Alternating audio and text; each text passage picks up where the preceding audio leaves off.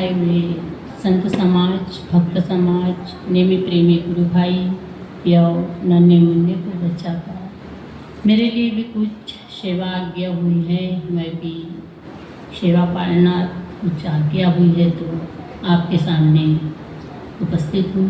साहेब बंदगी साहेब कहते हैं, कबीर साहेब जी कहते हैं, कहे कबीर जी कमाल से दो बात सीख लो। कबीर साहेब ने एक भक्त के माध्यम से समझा है कि दो बातें सीख लेना चाहिए। कर साहेब की बंदगी, भूखे को कछु दे। साहेब कहते हैं कि जब तक हम दो ही बातों पे बात नहीं करेंगे, चर्चा नहीं करेंगे, तो इसके बीच की बात हम कभी समझ ही नहीं सकते। साहेब कहते कि कहे कबीर कमाल से दो ही बात सीखना है, लेकिन हम दो ही बात सीख नहीं पाते। कैसे नहीं सीख पाते? क्योंकि अभी साहब बता रहे कि सत्संग संस्कार है ना, इसी विषय पे साहेब अभी बात रखे थे कि कहते हैं कि सत्संग आज हम यहाँ उपस्थित हैं तो एक साहेब की देन है। और जवाहर साहेब के माध्यम से उनके यहाँ कोई भी आते थे, क्योंकि बगल से रोड लगी है, कोई भी आते जाते थे तो कहते थे कि भाई, कोई भी कहते आज भी कि साहेब नहीं है, लेकिन उनके पास गरीब हो अमीर हो कोई भी हो, जब भी आते थे तो हंसते ही कहते थे कि भाई सबसे पहले आप पानी पी लो या कुछ भोजन कर लो। तो आज उन्हीं के माध्यम से इतने लोग उपस्थित हुए हैं।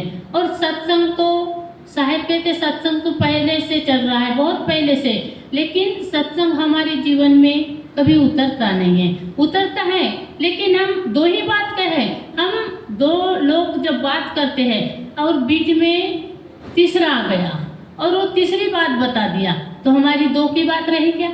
नहीं रही, वो तीन बातें हो गई। तो कहते हैं कबीर साहेब की कहे कबीर जी कमाल से दो ही बात सीख लो।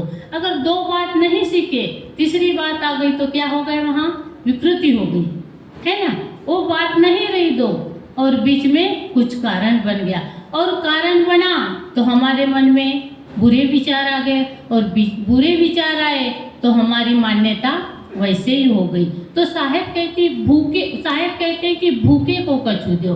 अब भूखे का मतलब है हम भोजन भी जरूरी है, लेकिन वो तो हमारे शरीर के लिए है, पेट के लिए है, पर दूसरा भोजन भी चाहिए, है ना। अभी आए यहाँ तो हमारी सब व्यवस्था हुई, सबकी व्यवस्था हुई साहेब के माध्यम से।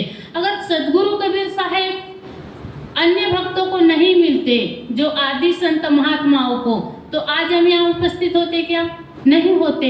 तो ये तो साहेब की देन है, और हम तो एक माध्यम है, माध्यम बने उनके साहेब के पूर्व महात्माओं के माध्यम से, उनके सानिध्यों से हम यहाँ आज आपके सामने और आप हमारे सामने उपस्थित है। कितनी गर्मी है, तो भी अगर हम अभी घर में रहते तो यहाँ हमारे को सत्संग मिलता का? नहीं मिलता। लेकिन साहेब कहते हैं जब तक हम जाएंगे नहीं कहीं, तब तक कुछ हमको प्राप्त नहीं हो सकता। अगर कुछ प्राप्त करना है तो हमको कुछ कष्ट उठाना पड़ेगा। और कहते हैं सत्संग दो प्रकार के सत्संग होते हैं, एक बाहरी सत्संग और एक आंतरिक सत्संग। बाहरी सत्संग का अर्थ ये है, साहेब कहते हैं साखी में भी कि करिए नित सत्संग को बाधा सकल मिटाए। हमारे मन में जो बाधा है, जो विकार है, तो हम संत महात्मा के पास आते हैं, उनसे पूछते हैं कि साहेब हमारे को ये बात समझ में नहीं आई, अभी ये विकार हमारे अंदर है, तो इसका समाधान कैसे होगा? तो संत कहते बेटा जो बुरी आदत है उसको छोड़ दो। जैसे कि पानी है, पानी में जैसे दूध डाल दिया तो पानी रहेगा क्या? नहीं रहेगा, वो दूध ही रहेगा। आप करना चाहोगे कि पानी और दूध को अलग, तो हो सकता है क्या?